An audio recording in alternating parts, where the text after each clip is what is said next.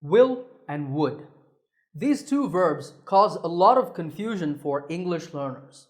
So in this video, I'm going to clear up that confusion for you. I will teach you the difference between these two modal verbs, and I'll show you how to use them correctly without making mistakes. As always, there is a quiz at the end to test your understanding. Alright, there are three main differences between will and would. Let's start with the most basic use of the two verbs.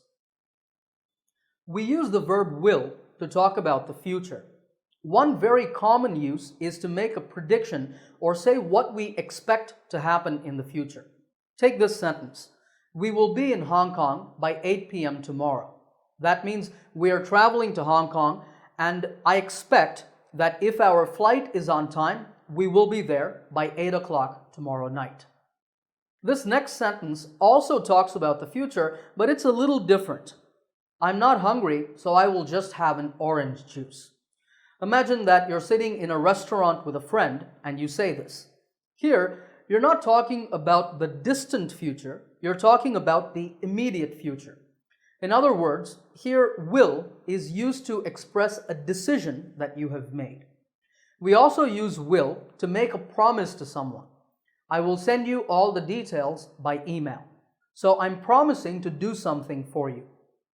Okay, so that's will. What about would? Well, would is simply the past tense form of will. So imagine that we didn't reach Hong Kong by 8 p.m. Our flight was late. We only reached there at 2 in the morning.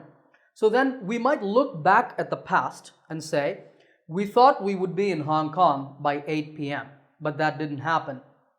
We often use would when we report a past conversation. That is, we say what someone said in the past. For example, I wasn't hungry, so I said that I would just have an orange juice. It's the same sentence that we saw with will, but changed to the past tense. And the last sentence becomes, she said she would send me all the details by email. Okay, now you know the basic use of will and would. So let's look at a more challenging use of these two verbs. This is the area of most confusion for people, and it is conditionals. That means sentences where you have a condition and a result. For example, if it rains tomorrow, I'll bring my umbrella. That's pretty easy. You see that I'm talking about something I will do in the future. I'll bring my umbrella, but only on one condition: if it rains. Here's another one. If Jared stops playing video games, his grades will improve. What do you understand by that? Well, it means that Jared probably spends a lot of time playing video games, so his grades are not very good. But if he stops playing video games, then he can spend more time studying, and we expect that his grades will improve. In both of these sentences, we've used will, and that is because both of these are real situations. These are both possible. This type of sentence is called the first conditional. But sometimes we want to talk about imaginary or unreal situations. For example, if I had wings, I would fly all over the world. Obviously, this is not possible. I can't grow wings. So all I'm doing is I'm using my imagination. Notice that we have used the past tense throughout this sentence. If I had wings, I would fly. We are not talking about the past, but this past tense, including would, just shows that this is not real, it's imaginary. Now let's go back to Jared and his video game addiction. What if I said, if Jared stopped playing video games, his grades would improve? It's similar to the sentence with will, but using the past tense with would just shows that I don't think this is possible. Jared is not going to stop. He's just going to keep playing video games, and his grades are never going to improve. Remember, with will, it's possible. With would, it's not possible. It's imaginary. And this type of sentence is called the second conditional. But there's one more, the third conditional. This is used to talk about past conditions. Imagine that Jared had his exam, and as we expected, his grades were poor. So then we can say, if Jared had stopped playing video games, his grades would have improved. So here we're talking about a condition in the past.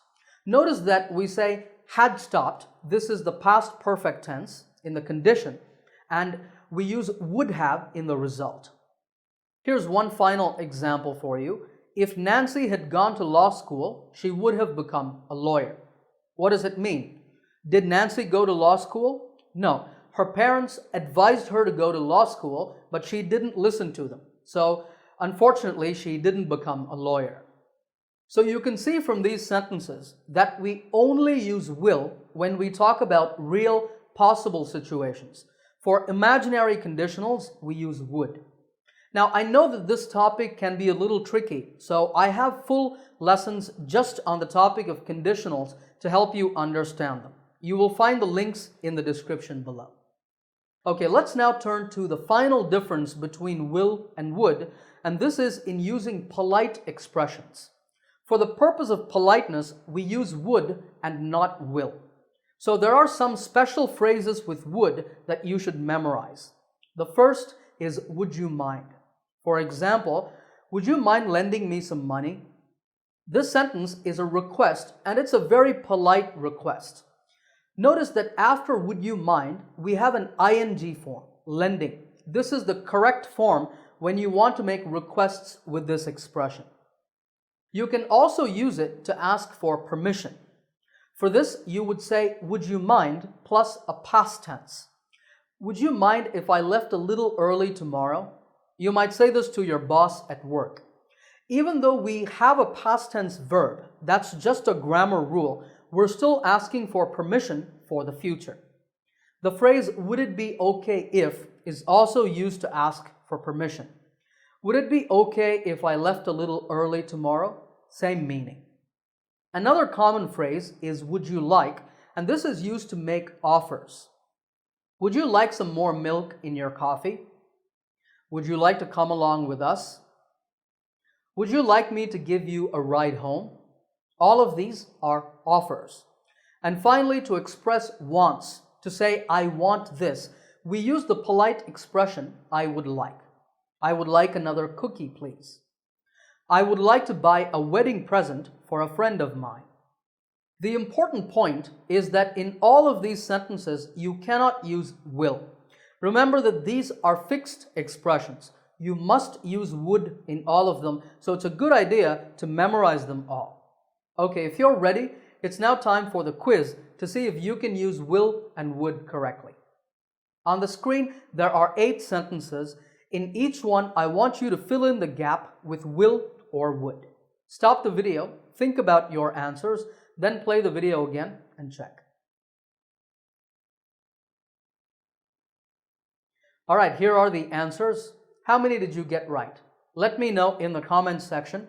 If you have any questions about these, you can ask me in the comments as well. If you like this lesson, give it a thumbs up by hitting the like button. If you're new to my channel, remember to subscribe by clicking the subscribe button to get my latest lessons right here on YouTube. Happy learning, and I will see you in another lesson soon.